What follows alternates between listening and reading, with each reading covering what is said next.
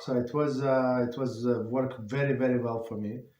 Work out very well for me last Thursday when I told you the things from what I learned, because I made the clips, 5 clips from that what I told you on Thursday very fast, like because it worked out. So I want to tell you my next clip. So you're going to enjoy it hopefully, and I'm going to benefit even more. So it's the story is about a person whose name was Anschel, and he was the son of the shopkeeper, and he I need to write down. He was a talmid and a helper, a shamash of the Chortkover Rebbe. So Chortkover is actually it's very very famous Rebbe, very very famous dynasty. They're from Ukraine. So I looked up on a map. I mean, it's somewhere like tiny town in the middle of Ukraine. I don't know if they know about Chortkover Rebbe, but it doesn't matter. So this person was there. He was a Rebbe. He was a younger fellow, and he would serve him. And this Rebbe, this holy Rebbe, had several daughters. And for many years, from the time they were born, he collected money, saved up money for the wedding. And he had a stender. Stender is where we put books in.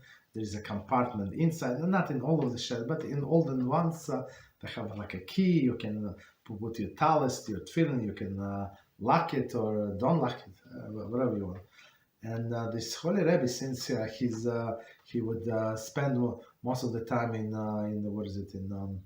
the shul, so he would keep his money there in the stender, right? And one day, it was 14th of Nisan. So 14th of Nisan, like beginning, like 13th nights from 13th or 14th, when we do what? We do Bdika Chometz. So we check all the compartments, all the cracks and crevices, wherever we have comets. And of course, the time came, and he wanted to check this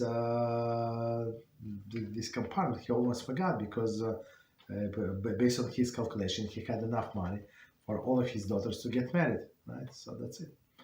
So he opened the compartment, this standard, and he saw money and gun.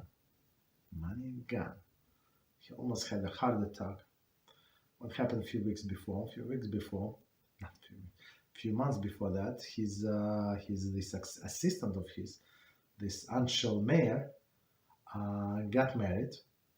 Yeah, young fellow in his 20s, and he moved away to another town, and he bought himself a small shop, and he became very successful. He started trading, very successful in a few months. So this Rabbi of Chortkov, came home and said to his wife, "Look, you would not believe what happened." And he told you what happened. And she said, "That's your boy, this Anschel he took the money." He said, "Cannot be. He's honest fellow. I know him. He's got fear in it. He's this." They said, "Look, nobody had the access like he. He's always with you. He saw that you're hiding money there. Like who else could have taken, right? Who else?" And they said no. They say yes. I have a little family meeting and say, "Look, it's him. Who else?" And plus, look, where did he get the money to open the store? And he's very successful. Okay, it's your money. So this rabbi with a heavy heart, arranged the carriage, and he goes, and he comes to this town when this Anschel lives. And this young fellow, he saw his Rebbe from the window, and he started drop everything in the store. He was so happy to see the Rebbe after the wedding. He hadn't seen him for several months. He ran outside very happy and wanted to kiss his hand. And this rabbi was a little cold, and he said, "No, we need to talk. Let's go inside." He was very strict, very solemn, right? And he said this and that. He said, "Look, that's what happened. I had this money." He said, "You have to understand. I've been collecting for 20 years. This coin to coin. That's all I have. I would not be able to marry one of my daughters. And when this Anschel mayor understood that he is the main suspect, he became red, he became white. He said, 1 second, Rabbi.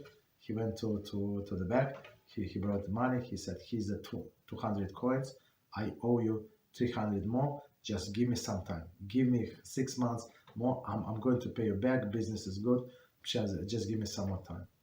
And Rabbi said, okay, thank you very much, okay, sorry that happened this way, sorry, I apologize, Rabbi, I apologize.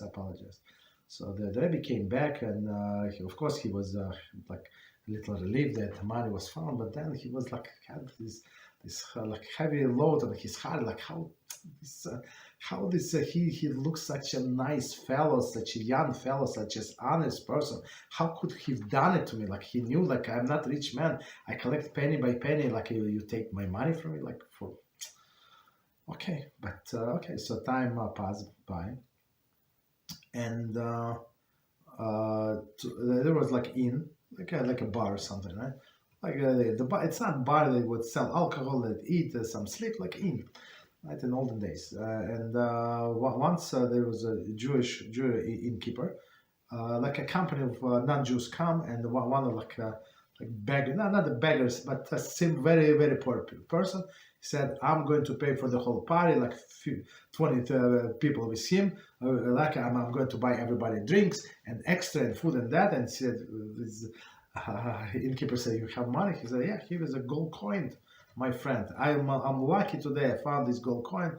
Like today's a big party. Okay, so gold coin. So of course everybody partied, and next week. Again, this mob comes and they say, okay, everybody's everything on me, and guess what? I have another gold coin. And after it happened third time, so this guy, this innkeeper, said something is wrong. So like poor people have this all of the gold coins. Like if he would put the pile of change, I understand, but the gold coins. So he went to police department and he told that's what happened. What should we do? And the policeman said, we cannot arrest him because there is no case, or like what, people cannot have money. He said, I found it on the road, maybe somebody dropped, like how you going to prove? But he said, this smart policeman said, like, give him a little stronger liquor and talk to him and ask where did he get this money from? He said, okay, good idea. So this innkeeper, was put into this guy, and then he asked, like, actually, like, tell me, like, you're so lucky, how, like, you probably coming for the next 6 months with all of this money of yours. He said, absolutely, you can count on it. He said, but like, you found everything in one place. He said, tell the truth. So the guy is drunk. So my wife is working. She's a cleaning lady in this synagogue for these Jewish people. So, and she saw one time that this rabbi had this bag of money, right? And he said that Jews, they can get more money, but we are poor people, we need it. So she actually was able to open the lock and took the money, and we were quiet for 3 months, and see nobody suspected. So now we decided to spend it. So of course this innkeeper came to police. They arrested this guy.